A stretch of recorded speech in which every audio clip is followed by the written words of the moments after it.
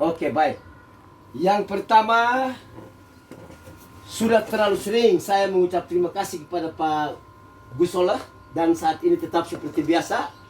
Tapi ada hal utama yang mau saya sampaikan adalah saya merasa terhormat saat ini karena ada seorang anggota DPR RI yang notabene mantan Direktur TKN, Pak Kiai Haji Maman. Selamat sore Pak Kiai. Ada Pak Silver, ada Pak Suhadi tadi, ada Pak Noel, ada Ibu Rebecca. Semuanya ini menunjukkan dan bahkan para relawan semua yang merupakan peserta pada sore hari ini, webinar sore hari ini. Assalamualaikum warahmatullahi wabarakatuh. Salam sejahtera buat kita semua. Saya mau mengemukakan satu adagium yang dikemukakan oleh Walt Disney dalam konteks subtema. All our dreams can come true if we have the courage to pursue them. Semua mimpi kita itu bisa jadi nyata jika ada keberanian untuk mewujudkannya. Teringatlah saya pada saat relawan pertama kali bangkit mencapreskan Bapak Jokowi dengan keberanian yang luar biasa. Kita tidak perlu mikir takut apakah di sana ada partai politik. Tidak ada. Tidak ada rasa takut sedikit pun. Dan kita wujudkan itu dengan satu keberanian yang luar biasa, dengan satu ketulusan, karena figur yang kita ajukan adalah figur yang sangat luar biasa. Ternyata terbukti benar. Teman-teman sekalian,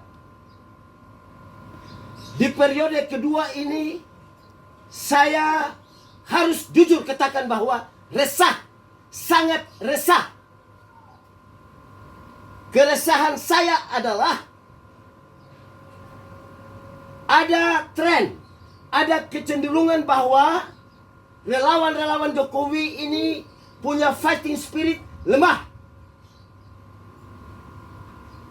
Banyak faktor yang bisa menentukan itu. Tetapi whatever will be, apa yang terjadi biarlah terjadi. Pada kesempatan ini saya mau menyerukan bahwa lebih baik di periode kedua ini semangat yang awal ada itu ditingkatkan lebih besar.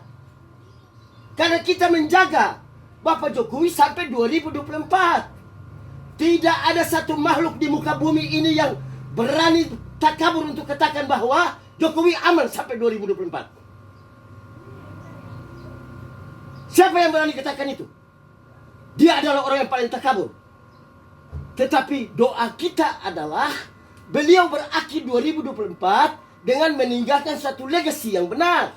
Itu doa kita, harapan kita. Lalu kalau doa harapan ada ora et labora. Bahkan mohon maaf kepada saudara-saudara saya muslim. Saya suka sekali ayat suci ini. Tuhan tidak pernah merubah nasib suatu bangsa pun atau kaum jika kaum itu sendiri tidak merubah nasibnya. Ya, relawan Jokowi ini harus bersatu. Makin semangat. Bagaimana caranya? Ya, kita harus jujur bahwa ya, pedulilah dengan mereka.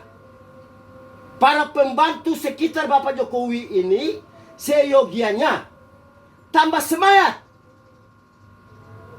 Ikutinlah gaya Bapak Jokowi. Jangan Bapak Jokowi sendiri yang berani seperti dalam adagium tadi. Lalu pembantu-pembantunya itu suam-suam kuku saja.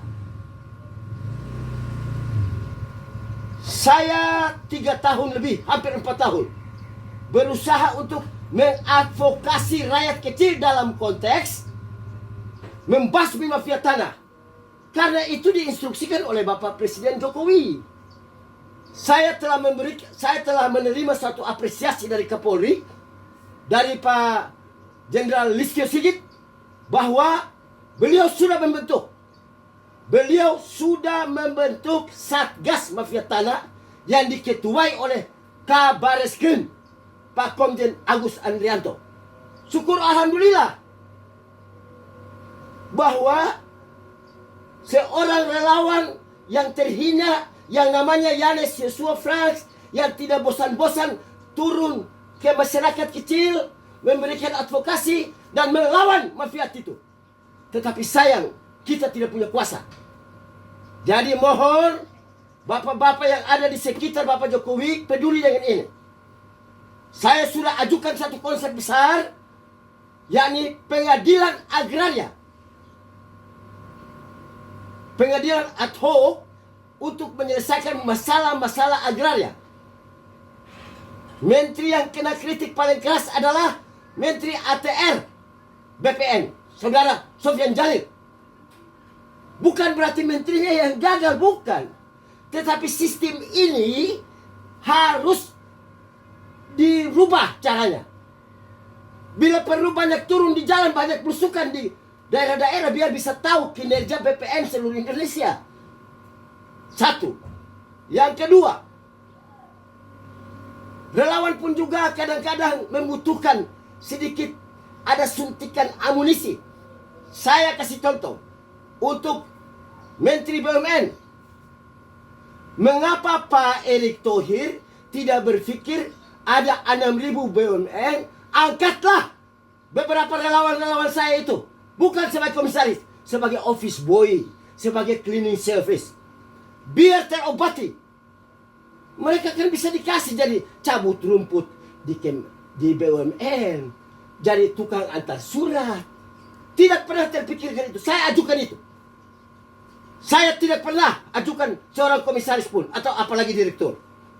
Bahkan mohon maaf. Sekali lagi mohon maaf. Bapak Jokowi di Istana Negara pernah menawarkan saya di Pelindo 2. Saya tolak.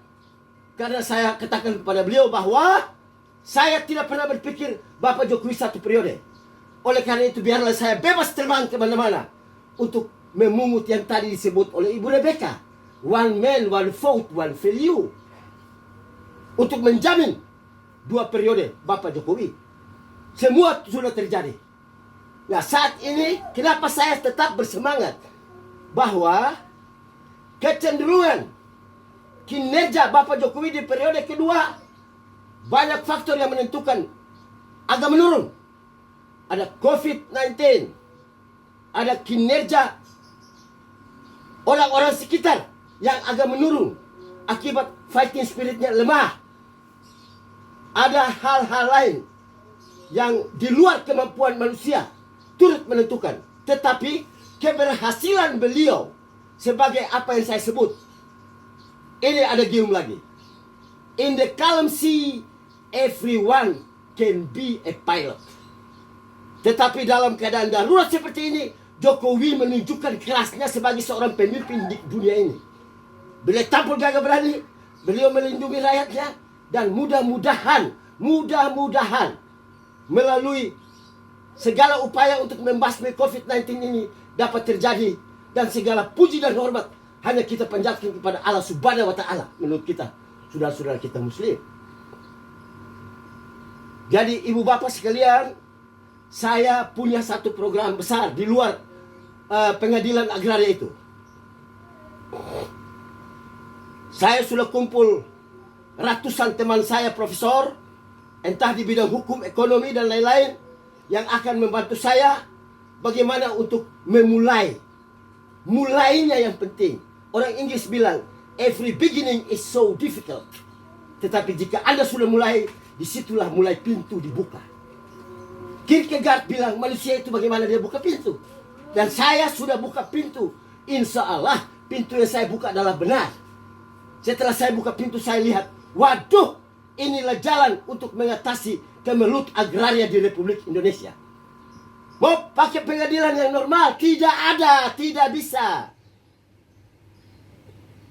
Patut diingat oleh kita bahwa tanah yang dimiliki oleh warga negara tinggal 7%. Yang lain korporasi dan lain-lain. Artinya bahwa negara dalam keadaan darurat agraria. Eksistensi negara juga ditentukan oleh geografisnya tanahnya. Bapak Jokowi sudah berusaha sekuat tenaga untuk bagaimana membagi sertifikat. Tapi itu belum membantu. Kita harus mengembalikan tanah-tanah yang telah dirampas oleh para oligarki pada mafia tanah itu. Seperti apa yang dilakukan oleh saudara saya Silver Matatina, Ketua Umum Solmed. Terima kasih Pak Silver, itu yang saya lakukan. Jadi kembali saya serukan buat relawan. Dengan melihat tren ini, relawan harus bersatu. Tadi dikatakan oleh Pak Silver, tidak ada relawan besar, kecil. Mari kita bersatu semua. Saya usul ke Pak Erik, relawan-relawan yang tidak mempunyai sekolah tinggi, tidak terlalu pintar, angkat mereka lah jadi office boy. Kalau mereka tidak bisa berkarya seperti Ibu Rebecca, seperti ada relawan dari Seknas namanya Dice Mawuntu. Bagaimana bikin koperasi, saya datang backup beliau. Saya tidak overlapping dengan organisasi lain. Selama masih ada relawan, ormas siapa undang saya pasti datang. Karena apa? United we stand, divided we fall. Bersatu kita teguh, bercerai kita runtuh. Itu ada gium yang tidak dapat dibantah. Sekali lagi, saya serukan buat semua relawan. Dalam konteks halal bihalal saat ini, rapatkan barisan. Rapatkan barisan, apapun risikonya.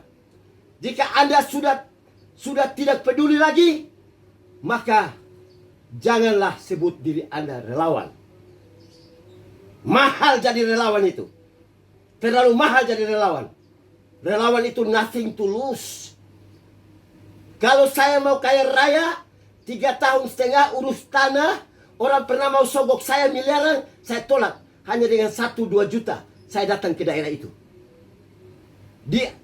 Diajak hotel mewah, saya bilang tidak. Rumah warga di mana? Saya tidur di rumah itu. Syukur kepada Tuhan bahwa saya selamat selama 3,5 tahun, walaupun berhadapan dengan semua mafia jenis penjahat di Republik ini. Dan saya berterima kasih sekali lagi kepada Bapak Kapolri yang sangat saya banggakan atas apresiasi Bapak membentuk Satgas Mafia Tanah yang diketuai oleh Bareskrim Polri.